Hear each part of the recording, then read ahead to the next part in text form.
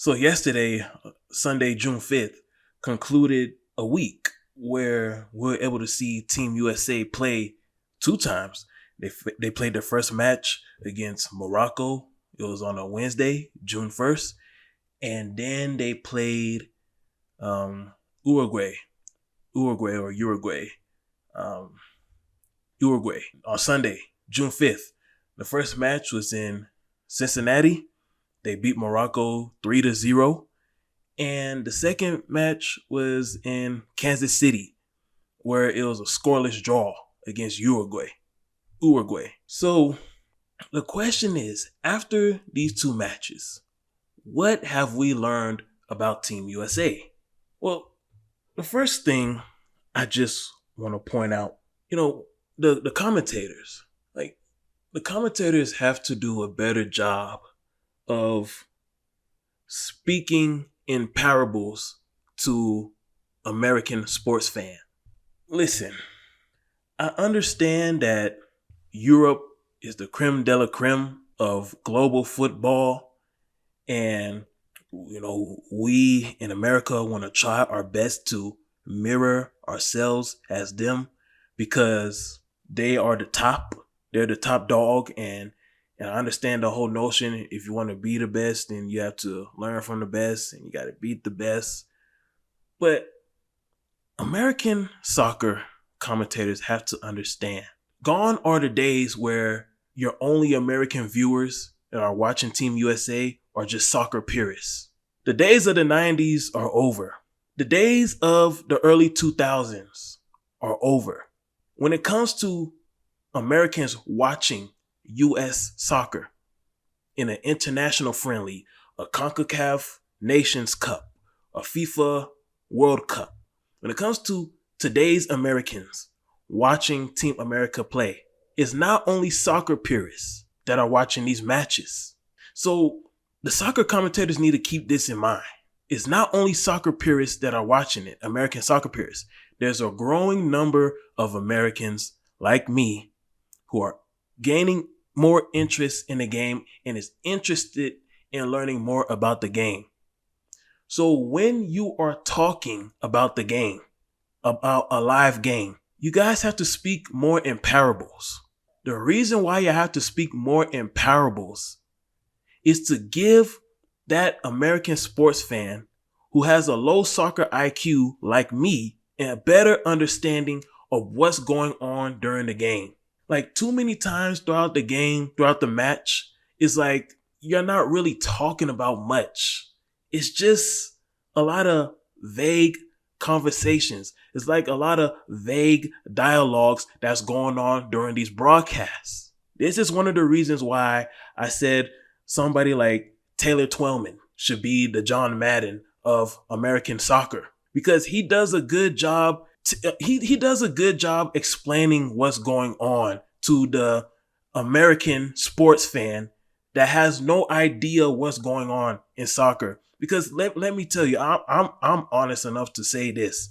There's a lot of times when I'm watching MLS, when I'm watching USL, when I'm watching NWSL or USLW or Team America. There's a lot of times I'm watching these matches and it just feels like I'm watching ping pong. There's a lot of times it just seems like the ball's just going back and forth, back and forth, back and forth. And it's like when teams are attacking towards the goal, it's like I don't see enough plays. I don't see guys making plays for each other. It just seems like guys are just sporadically kicking the ball and they're not creating good passes. They're not setting screens. I think if we see more screens, we see more good passes, we see more plays developed, it will help people like me who don't know much about the game get a better understanding about the game. Like commentators, broadcasters, when you see a defense forming up, let us know what kind of defense is forming. Because a lot of times we don't know what is going on when we're watching a game. A lot of time we just see the ball just going back and forth, and it's like ping pong for a lot of us. I'm talking about, look, keep the soccer purists out of your mind, broadcasters, because I think that's the problem. You don't want to come across as idiotic and stupid to soccer purists. American broadcasters. Who cares? We don't care if you come across as idiotic and stupid. Forget the soccer purists. You're not trying to attract soccer purists. You're trying to attract more people, more Americans to support the team so that when 2026 comes around, we can truly bring this "I believe that we can win" cry from, I think it was 2012, either 2012 or 2014, that "I believe that we can win" song, that we can truly bring this thing to life. That we can truly bring this thing to life in 2026. Because there's a lot of American sports fans. They're tired of watching baseball. I'm telling you right now, there's a lot of American sports fans who are tired of watching baseball. And whether you want to believe this or not, there's a lot of American sports fans that are tired of watching basketball. The NBA playoffs has been extremely boring this year. And Steph Curry has been the only guy that has saved it.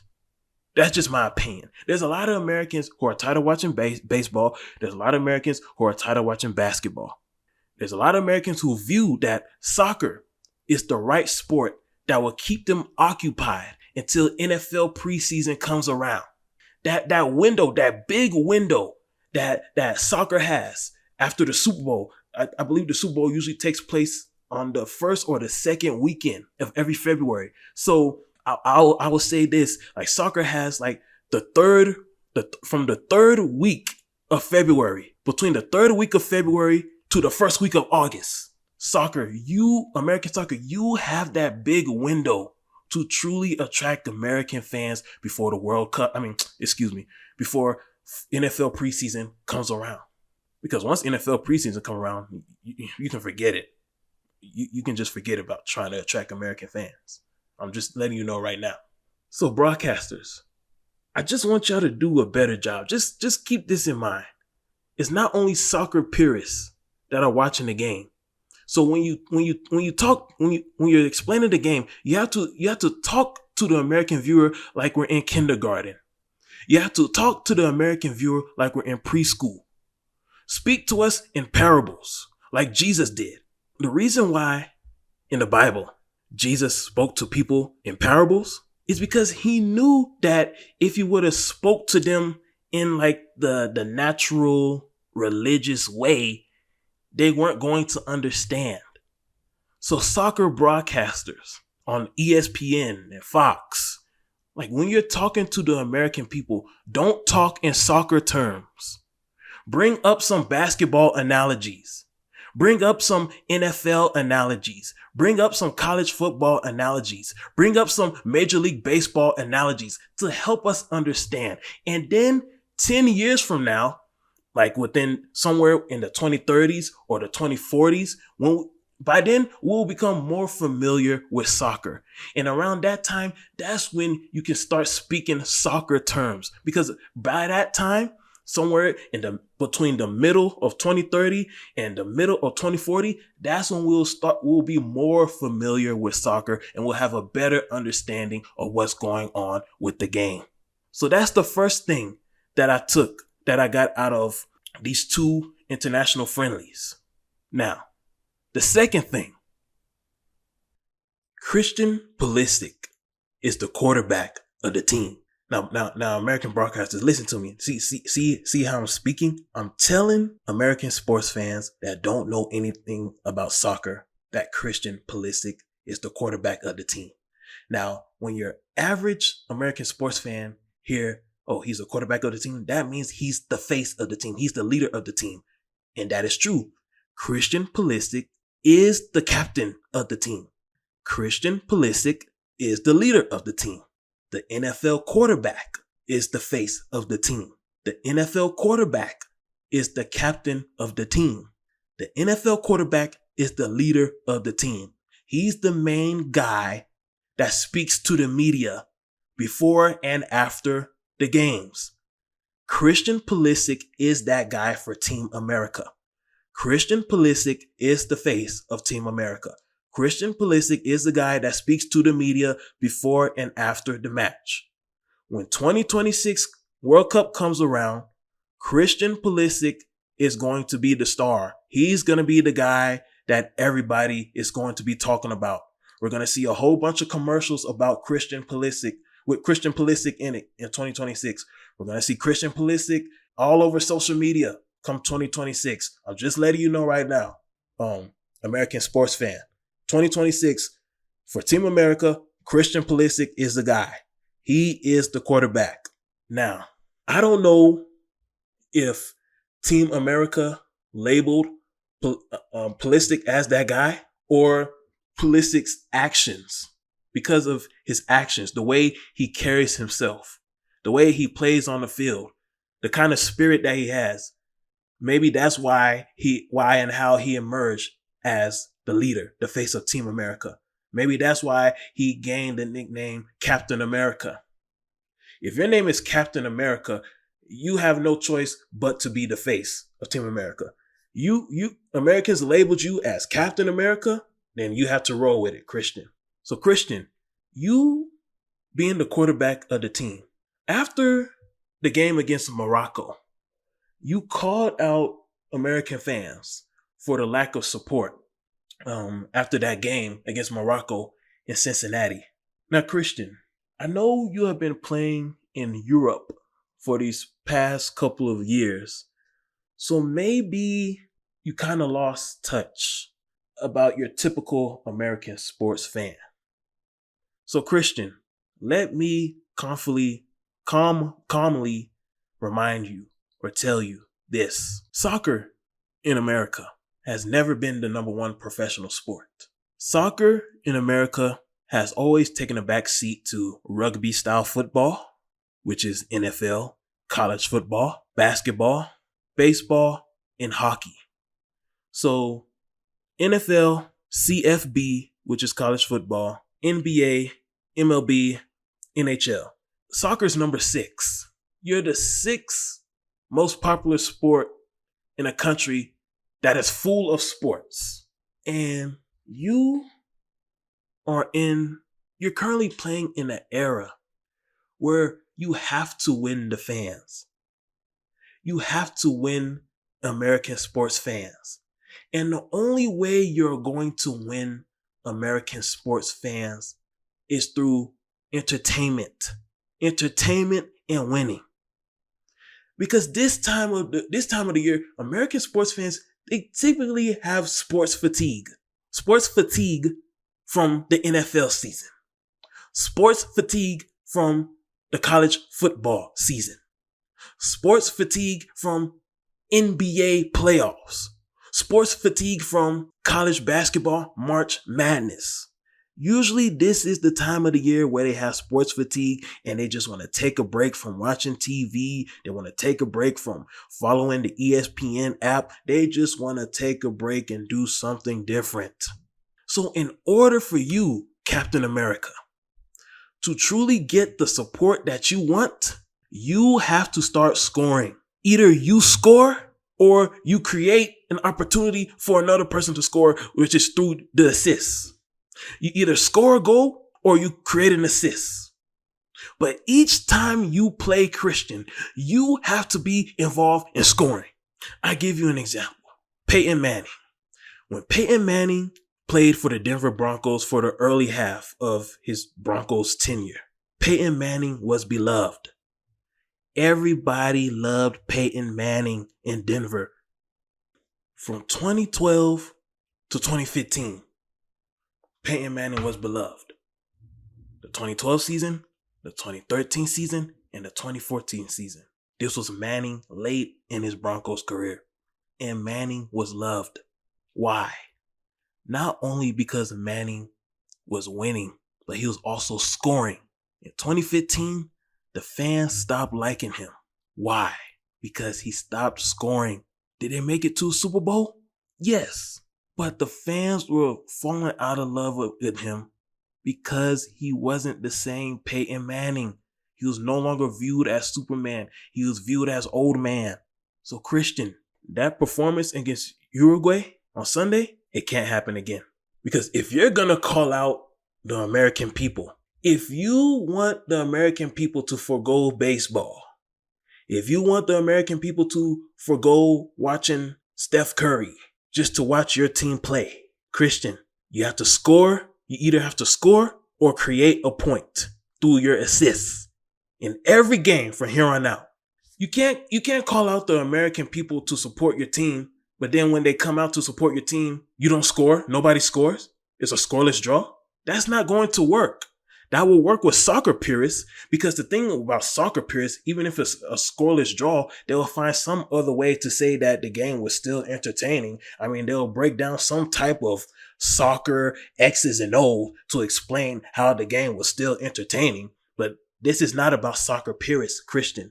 You want American sports fans to support you. You know, because soccer purists has always supported you, but Christian, you are still unsatisfied. So obviously you want American sports fans to support you. And in order for that to happen, Christian, you got to score. You either score or you create a point through your assists. What we saw against Uruguay on Sunday, unacceptable. Because Christian, you're the man now. You are the guy that everybody's going to be looking at. You are the guy where all the little kids are going to be wearing Christian Pulisic jerseys in 2026. When the World Cup game takes place in Atlanta, you're going to see Christian jerseys. In New Jersey, you're going to see Christian jerseys. In Dallas, you're going to see Christian jerseys. LA, Chicago, you're going to see Christian jerseys. And I'm talking about any game, not only, even when games where Americans are not playing, because I don't believe Team America is going to play in every American city during the World Cup. But Americans will still show up to these World Cup games in these different cities. And we're going to see Christian jerseys in every American city during this World Cup. So you're the guy now. You want sports fans to support your team? You gotta score. A scoreless draw is unacceptable. Now, the third thing that I learned is that if Christian Pulisic is Captain America, then Tim Weah has to be Falcon. Whoever was Captain America's sidekick, that's who Tim Weah has to be. If you're a Captain America fan, you can let me know in the comment section. Is Falcon a sidekick to Captain America, or is Falcon his own superhero doing his own thing? Tim Weah has to be the Robin. Christian Pulisic is Batman, then Tim Weah has to be Robin. Tim Weah has to be the sidekick. Tim Weah has to be that guy. Now, because he plays in France, I haven't really seen much of his play. The only time I really see him play is when Team USA is playing. So all throughout last year, when I was watching, it seemed like he looked like a guy who had great potential. And it just seemed like he was stuck in his shells. Like at times he was nervous to score when he had opportunities to score. It just seemed like at times he used to over dribble, like dribble too much when he didn't need to. But this year, I see a player. I see a man that's coming out of his shell. Last year and probably the year before that, what I saw was a teenage boy. But this year, I see a man. And this year, I believe that this is going to be the year where Weah presents himself to the American public, and basically this is his coming out party to the world. Like, this is his time to shine. I believe that this 2022 World Cup, this is when Weah is going to introduce himself to the world. This is going to be the World Cup where Weah says, not only will I live up to expectations of being a great player like my father, but I'm going to exceed those expectations. I mean, just look at the way he plays. He's tall, he's fast, he can quickly stop and change directions. I mean, this guy is the real deal. And the fact that he's starting to mature and grow up and gain confidence in himself, this is a benefit for Team USA, because Team USA needs scorers. Look, this is not the 90s where defense wins championships. Those days are over. Points wins championships.